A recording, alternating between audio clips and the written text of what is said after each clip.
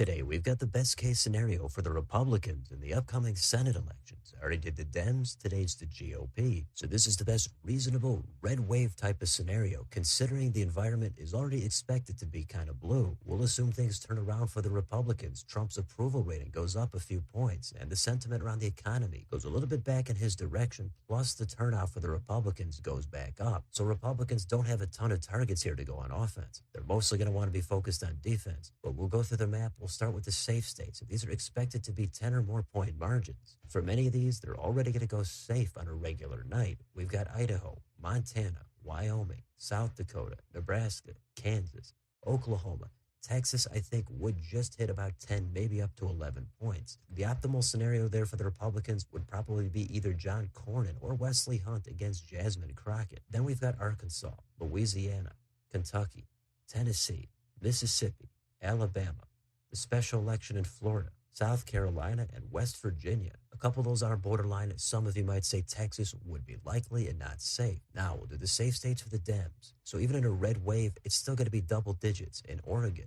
Colorado, Illinois, Massachusetts, Rhode Island, New Jersey, Delaware, and Virginia. I'm taking from likely up to safe. It's borderline likely safe, but I'm going to say 10, 10 and a half points. Now the likely states for the Republicans, these margins would be between 5 and 10%. First, it's Alaska. This one is borderline likely safe, but now that we've got Mary Peltola in there, I think it's going to be closer. It's almost 10, but considering the environment is already going to be favorable for the Dems, I think the Republicans getting this up to 9.5 points would be pretty strong for them. So I had to take this from safe down to a high likely. Next, it's Iowa. This is another one that's 9 to 10 points. In this scenario, Ashley Hinson would get it up close to the presidential margin in the last election. It's going to be similar in Ohio. John Husted would defeat Sherrod Brown by almost 10%. Next, we've got the likely states for the Dems. There's just one of them. It's in the Southwest. It's New Mexico. Nothing too crazy here. I think Ben Ray Lujan would still win by at least 8 or 9 points. Now we'll do the most competitive states. Lean are under 5% and Tilt are 1% or less. We'll go one at a time. We'll start in Minnesota. This is an open seat. Dems have a bit of a primary battle going on. Right now, it looks like Lieutenant Governor Peggy Flanagan has the edge. Republicans don't have a huge bench here. They might be looking at Michelle Tafoya. Now, given the lead of this state, I think it would be a pretty uphill climb here for any Republican, especially in the expected national environment. Considering this is kind of a red wave, that's going to make it competitive, but the Republicans are still going to come up short here. And so it's going to get closer. It's going to go as a lean rating for the Dems. Next, in Michigan, here Dems have another primary battle. It could be a three-way race, so that could be a factor for the general. Meanwhile, on the GOP side, Mike Rogers looks like he's likely to be the candidate. He got very close in 24. In this scenario, he is going to be able to capture it. It's going to be by a lean rating. Next up, let's head up to Maine. Can Susan Collins pull it off one more time in this scenario? Yeah, I think she could. Doesn't mean she's going to be super underestimated in the polling again, but her winning it by at least 1 or 2 points, I don't think is out of the question. She's unpopular, but she's been known to get that crossover vote. So if Republicans have a good night, I think Collins would be able to win it, and I think it would be by at least 3 or 4 points. Next, let's do New Hampshire. This is an open seat. Theoretically, Republicans should have this state in play, but federally it leans bluer, and it's debatable how strong of a candidate they even have in former Senator John Sununu. Anything could happen. It would certainly be close, but in this scenario, I still think the Dems are actually a little bit more likely than not to hang on, so they're going to get it by a tilt margin. Then in North Carolina,